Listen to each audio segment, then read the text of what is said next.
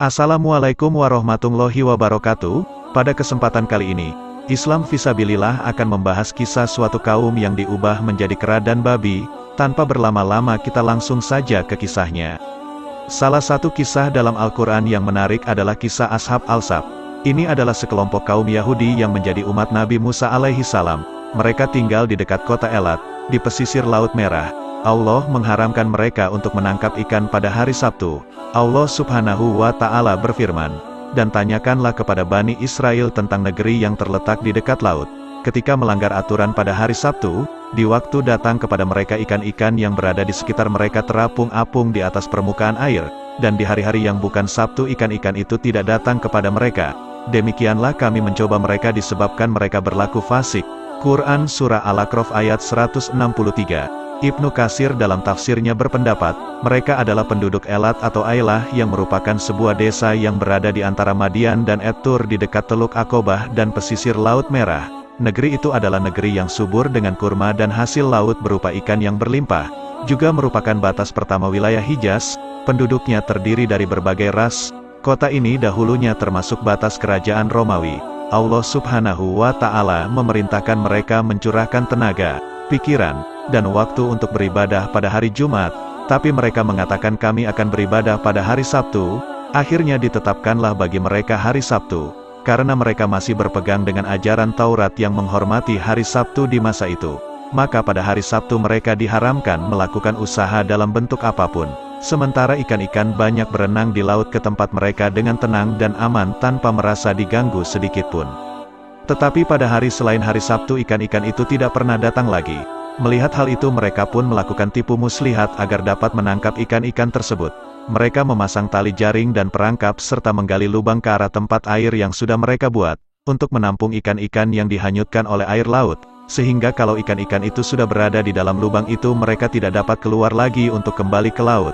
Mereka pun memasangnya pada hari Jumat ketika ikan-ikan itu datang dan tertangkap pada hari Sabtu. Mereka menutup jalur menuju laut sehingga ikan-ikan itu terperangkap.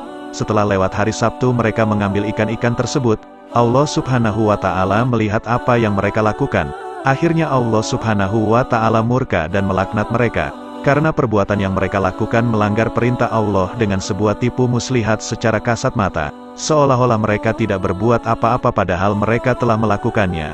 Allah Subhanahu wa Ta'ala berfirman mengisahkan kejadian tersebut, "Dan tanyakanlah kepada mereka yakni Bani Israel, tentang negeri yang terletak di dekat laut di tepi pantai, tentang pelanggaran yang mereka lakukan serta hukuman Allah yang ditimpakan atas mereka, ketika mereka melanggar aturan pada hari Sabtu, padahal Allah telah memerintahkan mereka agar mengagungkan dan menghormati hari Sabtu, dan jangan berburu apapun juga. Lalu Allah uji mereka dengan datangnya ikan-ikan yang berlimpah kepada mereka yang terapung-apung di permukaan laut di hari Sabtu itu, dan di hari-hari yang bukan Sabtu ikan-ikan itu tidak datang kepada mereka. Lalu mereka berenang di dalam laut namun tidak terlihat seekor ikan pun. Demikianlah kami mencoba mereka disebabkan mereka berlaku fasik." Jadi kefasikan merekalah yang menyebabkan mereka diuji Allah. Seandainya mereka tidak melanggar ketaatan kepada Allah, niscaya Allah memaafkan mereka dan tidak menghadapkan mereka kepada bala dan kejelekan. Akhirnya mereka melakukan tipu muslihat untuk menangkapnya. Setelah ada sebagian dari mereka menangkap ikan-ikan tersebut, maka terpecahlah mereka menjadi 3 golongan. Sebagian melakukannya, sebagian lagi mengingkari perbuatan mereka itu, dan yang lain tidak mengerjakan, tidak pula mencegah, tapi mereka mengingkari perbuatan tersebut. Allah Subhanahu wa Ta'ala berfirman, "Dan ingatlah ketika suatu umat di antara mereka berkata, 'Mengapa kalian menasehati kaum yang Allah akan membinasakan mereka, atau mengajak mereka dengan azab yang amat keras?' Mereka menjawab, 'Agar kami mempunyai alasan melepas tanggung jawab kepada Tuhan kalian, supaya mereka bertakwa.' Maka tatkala mereka melupakan apa yang diperingatkan kepada mereka, kami selamatkan orang-orang yang melarang dari perbuatan jahat dan kami timpakan kepada orang-orang yang zalim siksaan yang keras, disebabkan mereka selalu berbuat fasik.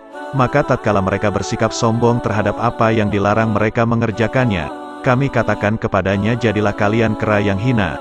Quran Surah Al-A'raf ayat 164-166. Menurut pendapat sejumlah ulama dan ahli tafsir, kaum Yahudi ini terbagi 3.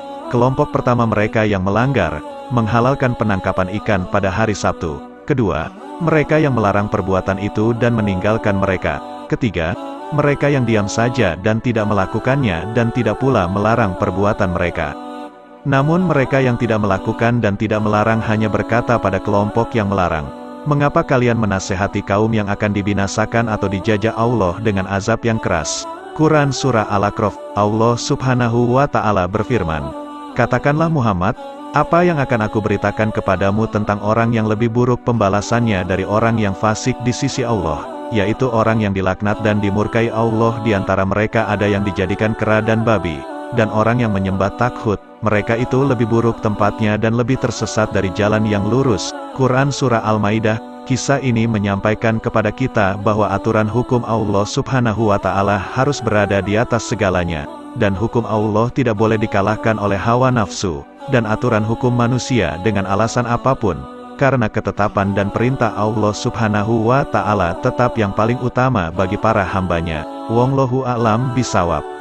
Alhamdulillah saudara seiman, semoga kisah ini dapat menambah ilmu dan menambah ketakwaan kita kepada Allah Subhanahu wa Ta'ala. Assalamualaikum warahmatullahi wabarakatuh.